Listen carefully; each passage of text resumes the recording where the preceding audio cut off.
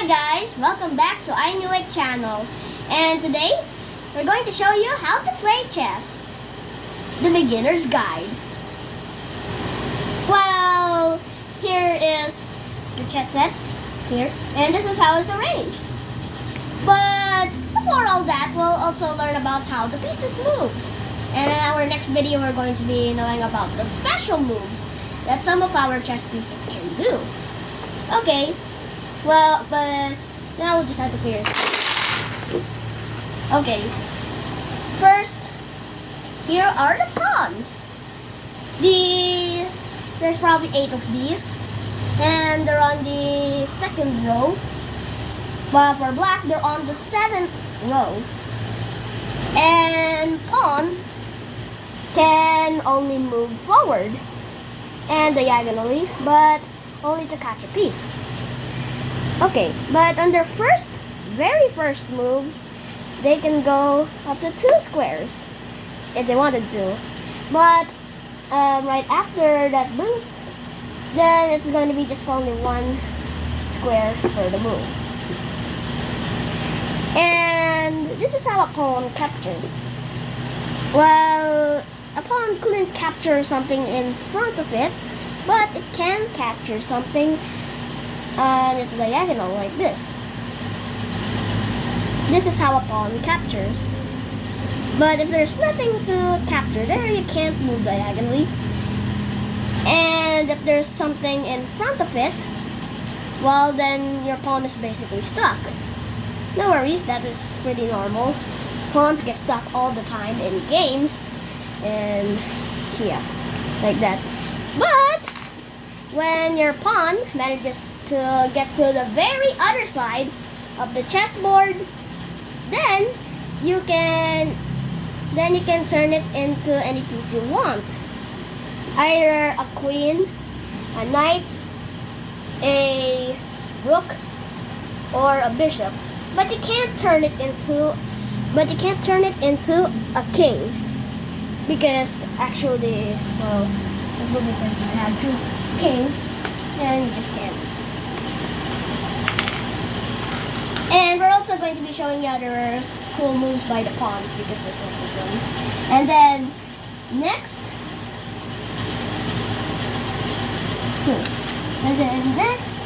here are the rooks. These are called the rooks, and they can move, well, forwards, backwards, or sideways in any amount of squares they want. And these things are mostly placed on the corner. and then they can move in any amount of squares they want. And to capture a piece, like for example, we put this pawn over here in front of the rook. Then it can be captured like this. Simple, right? Like, how about capturing this pawn here in 2 moves? You can move this rook here, and then in the second move, you can move it here, capturing this pawn. Okay, and then next, the knights. These are knights, or what I like to call it as horse. Yeah, obviously it looks like one. And then, these things move in a quite unique way. Instead of going straight, diagonal, or whatever, they go in an L-shaped pattern. Either 2 forward and 1 sideways, or 1 forward and 2 sideways. If placed on the center, then it can control up to 8 squares. Well, for the knight to capture, they just had to land on a piece. Like, for example, we put this pawn in front. 1, 2, forward, and 1 sideways. Boom. Now the pawn is out of the board. Well, also the knight is the only piece that can jump over other pieces. Like, for example, there is this pawn here. It can jump over it, but it can't capture it. So just never mind about it. It can jump over any kind of piece. Either the opponent's piece or your own. But it it can only capture the piece on the end of it, like this. It can't capture this one here, but it can capture this one here. Yeah, that's how the knight moves. And there's two of them, of course. Next, the bishop. The bishops can only move diagonally. And they can only just stay on just one colored square. Like for example, there's this bishop here on the white square. It can only go on the white. It can never go onto the green ones or black if you have a different one. And there's also this one here, like this. There's probably two of them on different colors. Well, these bishops are the ones that go diagonally. And only diagonally. And let's try to capture something, like let's say this pawn again. Put it in front of this bishop again, move it here, and capture it. This bishop can move diagonally into any amount of squares you want. And then next, the queen. The queen is the most powerful piece in chess. It's a combination of both the rook and the bishop. Because it can move forwards, backwards, sideways, and diagonally. That's why it's the most powerful piece in chess. Even more powerful than the king. So that's why it's important to prevent your opponent from capturing your own queen.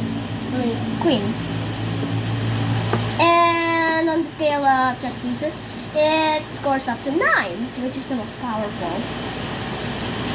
That's why you're supposed to take care of this piece. And really, it's one of my favorite pieces. And last, the king. Even though the queen is quite important, the king is the most important of all. Because really, if your opponent captures your king, then, well, you're game over. Obviously. Well, this is the king, and it can only move. It can move in any direction, but only in just one square at a time. It can go forwards, backwards, sideways, or diagonally, but only in one square. Like this, or this, and then maybe this. You know, which makes it more harder to run away. Actually, the game's goal, the goal in chess is actually to checkmate your opponent's king. Actually, we're going to find that thing out in our next videos. And I bet you enjoyed it about how the pieces move. And don't forget to like this video and smash the subscribe button. And click the notification bell so you won't miss our new episodes of I Knew It channel. And actually, this is only about how the pieces move. There's going to be a lot more to learn about this in chess. And bye!